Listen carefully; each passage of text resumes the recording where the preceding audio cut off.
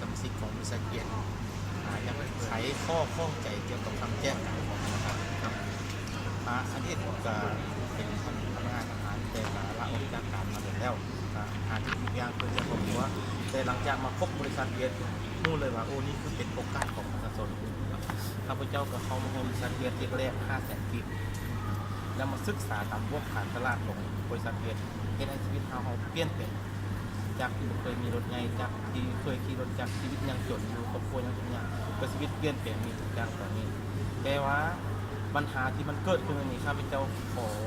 ถามเลยว่าธนาคารมีสิทธิอำนาจในการออกแจ้งการซีนั่นซีนี่ให้บริษัทเรียน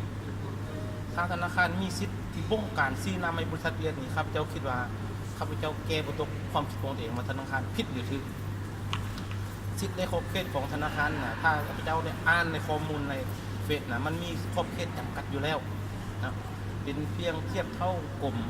กระทรวงใดหนึ่งเท่านั้นหน้าที่ของเจ้าควบคุมด้านการเงินมหาภาคในประเทศเป็นสื่อกลางในการระบบการเงินของสปป.ลาวแต่เมื่อท่านแทรกเข้ามาเรื่องนี้เป็นอำนาจให้บริษัทเขามีความเสื่อมเสีย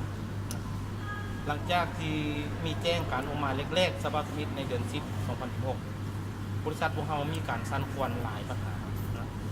เริ่มบ่มีรายได้สินค้าที่เคยขายดีก็เริ่มบ่ได้ขายความเชื่อมั่นของสมาชิกที่เคยมีให้บริษัทก็เริ่มหาย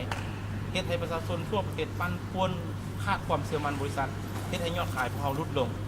จากที่เคยได้ 6% ก็ลงมา 4.8 4.2 ลงมาเรื่อยๆจนณปัจจุบันนี้ก็ยังอยู่บริษัทก็สามารถปั่นผลได้ที่ 2.8 อันนี้จากเหตุผลตัวนี้ข้าพเจ้าอยากเรียกร้องให้ธนาคารเนาะจงมีความรับผิดชอบในการออกแจ้งการของตัวเองนะอยากเรียกร้องให้ธนาคารออกมาชี้แจงว่าเหตุผลที่ท่านแจ้งออกมานี่นะท่านมีจุดประสงค์อย่างมีจุดประสงค์ความหวังในธุรกิจส่วนตัวหรือหวังให้ประชาชนมีความร่ำรวยเราเป็นคนลาวคำว่าเราเฮ็ดเราใส่เราได้เจริญข้าพเจ้าก็ตามหามาตลอดชีวิตแต่จะมาเห็นตนที่เริ่มเป็นตนเป็นต่ออยู่บริษัทพีเอ็นนี้แต่ว่าเมื่อธนาคารเฮ็ดแบบนี้แจ้งการมาแบบนี้โดยที่ว่าบ่มีขั้นการนำทุกขั้นได้รับรู้เฮ็ดให้ปั่นป่วนประชาชนแบบนี้มันเป็นความบ่ชอบธรรมอันนี้เรียกร้องให้ธนาคารจงมาอธิบายชี้แจงต่อสื่อมวลชนชี้แจงต่อประชาชนทั่วประเทศถึงเหตุผลที่ท่านแจ้งการมาการแจ้งการของธนาคารในครั้งนี้